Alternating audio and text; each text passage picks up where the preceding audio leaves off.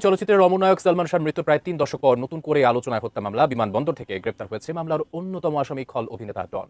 তবে এখনও অধরা মামলার প্রধান আসামি সামিরা সহ অন্যরা। এতেই প্রশ্ন উঠেছে, এতদিন প্রকাশ্যে ঘুরে বেড়ানো ডন ও অন্য আসামিদের পেছনে আসলে কার হাত রয়েছে। যদি বন্ধু হয়ে থাকতো তাহলে সে জানা যায় কেন না কেন তার বেস্ট ফ্রেন্ড এখন কি মায়া কান্না করে। সালমান শাহর ঘাতক ডন গ্রেপ্তার হলেও এখনো লোকচক্ষুর আড়ালে রয়ে গেছেন সাবেক স্ত্রী সামিরা। তাদের হাত অনেক লম্বা, তাদের কেউ না কেউ প্রশ্রয় দেয়। গত বছর হত্যা মামলা দায়ের করার পরেও কেউ ধরা পড়েনি। কি অদ্ভুত, ডনকে প্রশ্রয় দেয় কে? কেন ডিপজলকে বলে দিতে হয়? ডিপজল কেন বলবে সে বিমানবন্দরে? আগে থেকেই তো এরা চোখের সামনেই হুমকি দিয়ে বেড়াচ্ছে। 29 বছর পালানি, এখনো পালাবো না। স্ত্রী সামিরার নোংরা খেলা আর নিজের সবচেয়ে কাছের গাদ্দার বন্ধু ডনের বেইমানিতেই পৃথিবী থেকে বিদায় নিতে হয়েছিল স্বপ্নের নায়ক সালমান শাহকে। দীর্ঘ 30 বছর পর আজ সেই কালপ্রিটদের ওপর নেমে এসেছে চরম পরিণতি। জেলের ভেতর কড়া ডিম থেরাপিতে বেইমান ডন একে একে উগরে দিচ্ছে সেই কালরাতের সব ভয়ঙ্কর সত্যি। বাঁচার জন্য শেষ 10 মিনিটে ঠিক কি করেছিলেন সালমান শাহ? দর্শক, প্রায় 29 বছর পর বাংলাদেশের আদালতের কোর্টে সব কানে পুরো বাংলাদেশের মধ্যেই সেই সালমান শাহ হত্যাকাণ্ড নিয়ে নতুন মোড় সৃষ্টি হয়েছে। সুপ্রিয় দর্শক, তবে কি সালমান শাহর হত্যাকাণ্ডের আসলেই বিচার হবে? ডন এবং সামিরার কি ফাঁসি হবে? সুপ্রিয় দর্শক, বিস্তারিত থাকছে আজকের ভিডিওতে। এক মুহূর্তে না টেনে সম্পূর্ণ ভিডিওটি দেখতে থাকুন। তার আগে আপনাদের প্রতি আমাদের একটা ছোট্ট রিকোয়েস্ট, যারা আমাদের চ্যানেলে করে নতুন অবশ্যই চ্যানেলটি সাবস্ক্রাইব করবেন এবং সম্পূর্ণ ভিডিওটি দেখে আপনার মূল্যবান মন্তব্য কমেন্ট বক্সে জানাবেন।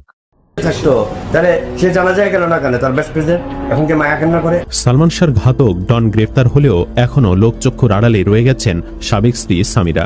একথা সবাই জানে, এই কামুক নারী কখনোই এক পুরুষে খুশি হতে পারেননি। সালমান শাহ বেঁচে থাকাকালীন ডনের সাথে রাত কাটাতেন, এরপর ডনকে ফেলে একাধিকবার বিবাহ করেছেন।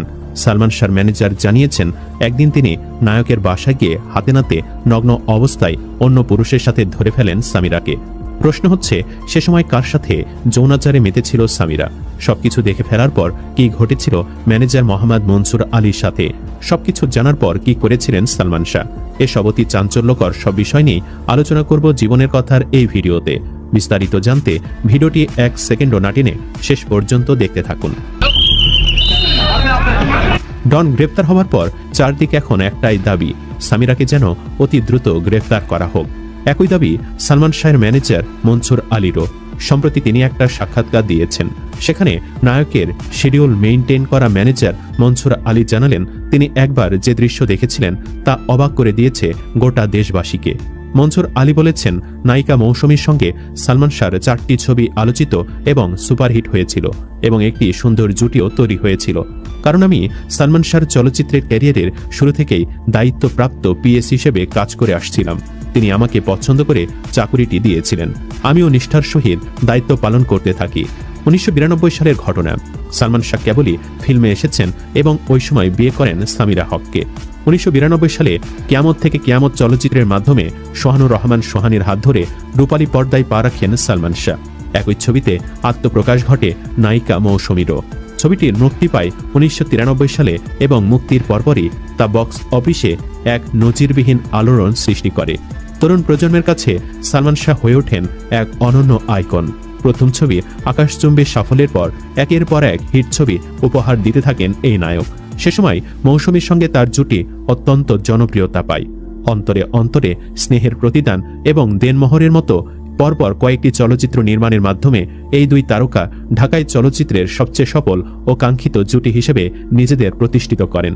তবে এই দুর্দান্ত ব্যবসায়িক ও পেশাগত সাফল্যের পেছনে সালমান শাহর ব্যক্তিগত জীবন কিন্তু শান্ত ছিল না। চলচ্চিত্রে সালমান মৌসুমী জুটির অস্বাভাবিক সাফল্য এবং তাদের পারস্পরিক রসায়ন স্ত্রী সামিরা হকের মধ্যে গভীর সন্দেহের বীজ রোপণ করে। তৎকালীন ঘটনার প্রত্যক্ষদর্শী এবং সালমান শাহর ঘনিষ্ঠ সহযোগীদের মতে, অভিনেত্রী মৌসুমীর সঙ্গে কাজ করা নিয়ে সালমান ও সামিরার মধ্যে নিয়মিত তীব্র পারিবারিক কলহ সৃষ্টি হতো। সামিরা কোনোভাবেই মৌসুমীকে সহ্য করতে পারতেন না এবং তাদের একসাথে কাজ করার বিষয়টি মেনে নিতে পারতেন না।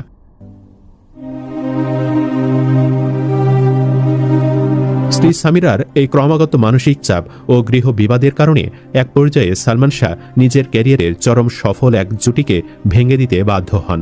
তিনি তার পিএস মনসুর আলীকে স্পষ্টভাবে জানিয়ে দেন যে পারিবারিক অশান্তি এড়াতে তিনি আর মৌসুমীর সঙ্গে কোনো কাজ করবেন না। এরপর 1994 সালে নতুন নায়িকা শাবনূরের সঙ্গে জুটি বেঁধে তিনি নির্মাণ করেন তুমি আমার ছবিটি।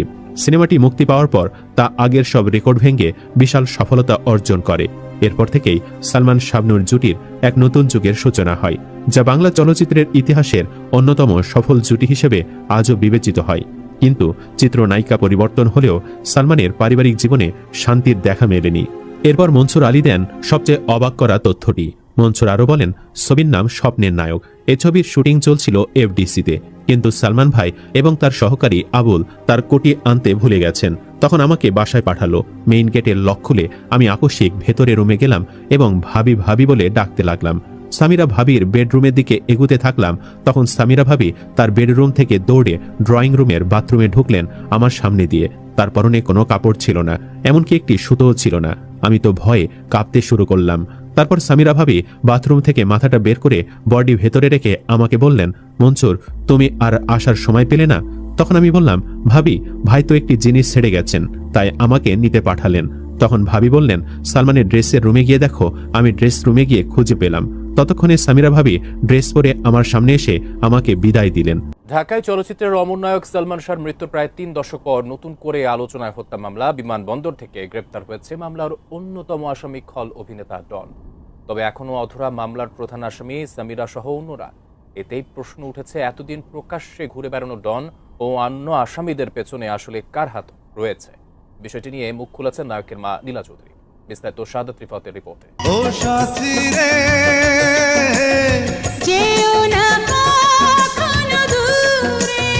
1996 সালের 6 সেপ্টেম্বর রহস্যজনকভাবে মারা যান ঢাকাই চলচ্চিত্রের ক্ষণজন্মা নায়ক সালমান শাহ। সে সময় থেকে তার পরিবার দাবি করে আসছে পরিকল্পিতভাবে তাদের সন্তানকে হত্যা করা হয়েছে। পরে একটি মামলাও দায়ের করেন তারা। অবশেষে দীর্ঘ আইনি লড়াইয়ের পর গত বছর আদালত এই মৃত্যুকে হত্যা উল্লেখ করে নতুন মামলা করার নির্দেশ দেয়। পরে তার মামা কুমকুমের করা মামলায় আসামি করা হয় 11 জনকে। এরপর থেকেই পলাতক থাকার কথা থাকলেও মামলার আসামি ডন দিব্যি ঘুরে বেড়াচ্ছিলেন, এমনকি সামাজিক যোগাযোগ মাধ্যমেও ছিলেন বেশ সরব। 9 আগস্ট হযরত শাহজালাল আন্তর্জাতিক বিমানবন্দর থেকে ডনকে গ্রেফতার করা হয়। পরে তাকে আদালতে হাজির করা হলে তদন্ত কর্মকর্তার আবেদনের পরিপ্রেক্ষিতে আদালত তাকে কারাগারে পাঠানোর আদেশ দেন। ডন গ্রেফতারের পর সালমান ভক্তরা অন্য আসামিদের গ্রেফতার নিয়েও নানা প্রশ্ন তুলেছেন। তাদের দাবি, এতদিন প্রকাশ্যে ঘুরে বেড়ানো সামিরা ডন সহ অন্য আসামিরা কেন গ্রেফতার হয়নি? তাদের পেছনে নিশ্চয়ই কারো হাত রয়েছে। সঠিক প্যাড আর সঠিক তথ্য দিয়ে ইস্যু সামলে নিব এক হয়ে। Monalisa sanitary napkin. বিষয়টি নিয়ে এবার কথা বলেছেন সালমান শাহর মা নীলা চৌধুরীও। অন্য আসামিরা ঘরে বসে আছে, কেন গ্রেফতার হচ্ছে না প্রশ্ন তুলে তিনি বলেন, ডন আমাকেও হুমকি দেয়, আমার ও আমার ছেলের সম্পর্কে নানা কথা বলতো।